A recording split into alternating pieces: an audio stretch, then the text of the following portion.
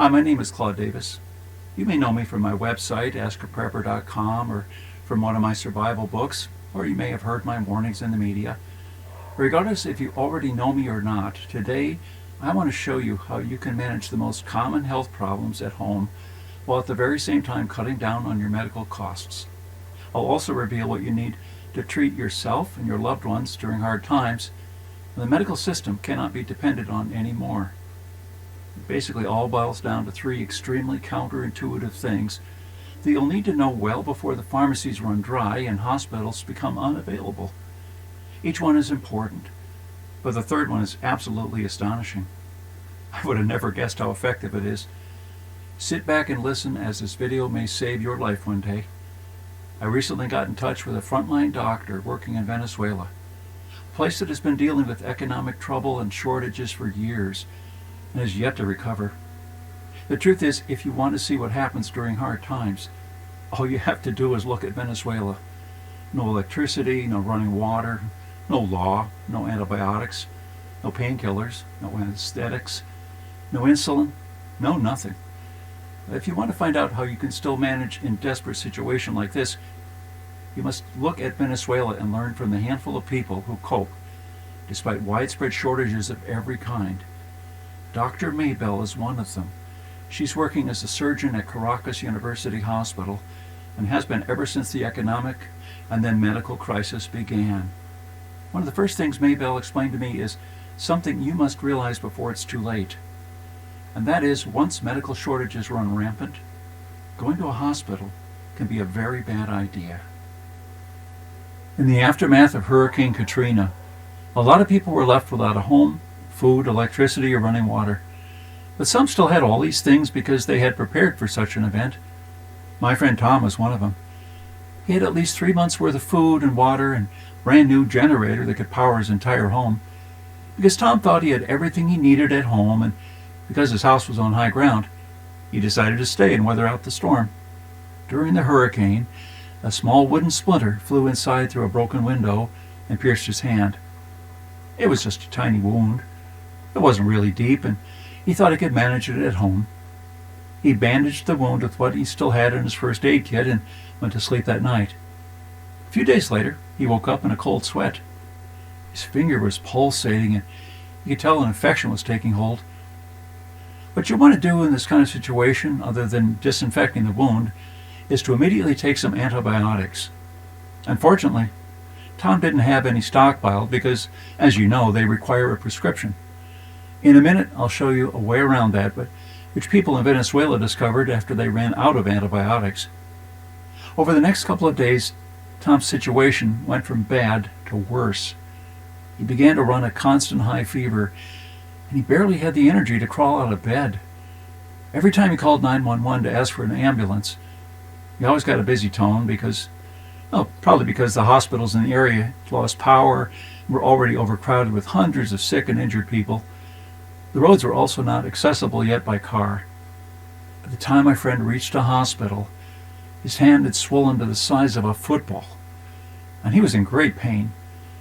As he desperately tried to get to the front of the line, he almost fainted a few times and had to be propped up by others. Tom told me he was one of the lucky ones who managed to see a doctor before it was too late. The doctor examined his hand and prescribed some antibiotics. Things were on the mend, but then an unforeseen problem came up. Overcrowded hospitals with lackluster sanitation and hygiene are the perfect breeding environments for germs. Tom's already weakened body picked up another, more aggressive bacteria that didn't respond to the usual treatment. I know firsthand that in the U.S., hospital administrators are pulling their hair out, wondering how to reduce hospital-acquired infections. The rate can be alarmingly high. In a crisis, you might have a much better chance of picking up an infection in a hospital than if the doctor performed the procedure in your own bedroom. At least at home, you have germs that you've developed an immunity against, and they're usually not resistant to every antibiotic known to man. After lying in a hospital bed for weeks on end, pumped full of intravenous antibiotics, Tom finally began to recover. The doctors were able to save his life. Others were not so fortunate, and despite what the media and government would have you believe, The greatest number of casualties after Katrina were not caused by the flooding itself, but by the infections in the medical crisis that followed. That's why every person should have some antibiotics stockpiled at home. In a crisis, it may be too late to find out what you really need, or doing so might put you in harm's way. If Tom would have had just a few antibiotics at home, he would have never had to leave his house. How do you stockpile enough life-saving antibiotics without a prescription? When there were no more antibiotics in hospitals and pharmacies across Venezuela, doctors there discovered fish and bird antibiotics could be used to treat their patients. Believe it or not, they have the same active substances found in human antibiotics. Every capsule of fish mox, for example, contains nothing but 250 milligrams of amoxicillin, the same substance found in amoxicillin capsules for humans. A substance is a substance after all. Most importantly, they don't require a prescription. You can order a month's supply for just $10 online or from a pet store almost anywhere in America. Plus, you can stockpile as many of them as you please because they keep good for years. If one day your life or the life of someone you love were to depend on it, how would you feel knowing you could still have this ace in the hole? Of course, you should always take human antibiotics if they're still available, and only after consulting a doctor. I also don't advise taking antibiotics for every minor problem.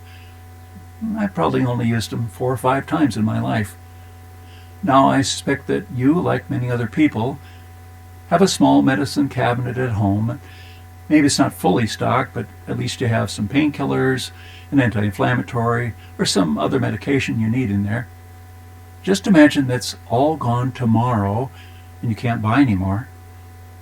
What will you do? My guess is that sooner or later you'll do what they did in Venezuela. You will turn to the medicinal plants growing in your backyard or in a nearby forest or park.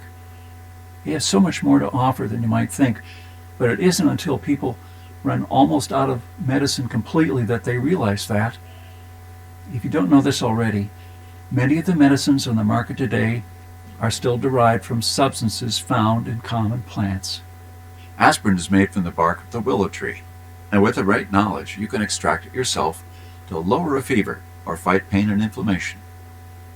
The flu medicine known as Tamiflu is derived from a plant called the star anise. About 90% of the world's star anise crop is used to make Tamiflu. An alkaloid from this tree was discovered to be effective against malaria and leg cramps. Today we call the drug quinine. You can find it at the retail price of $218 at Walgreens.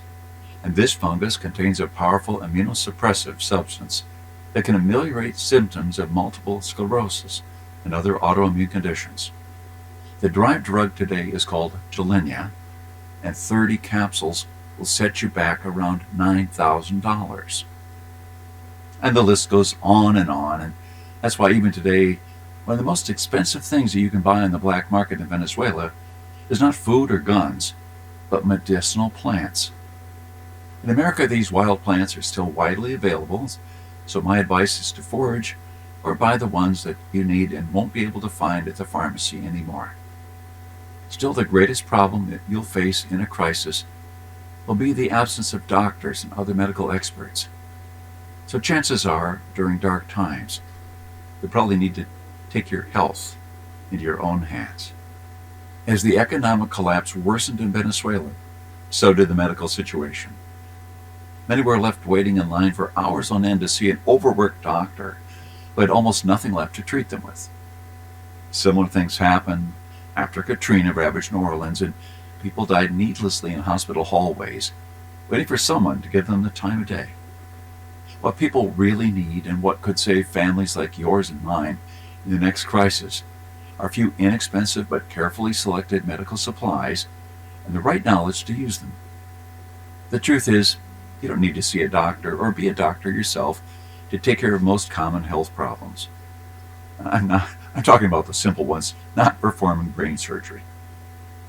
So wouldn't you want an expert to guide you on the right path, to tell you exactly what to keep in your medicine cabinet, and to teach you a few simple do-it-yourself methods to take care of your own health at home?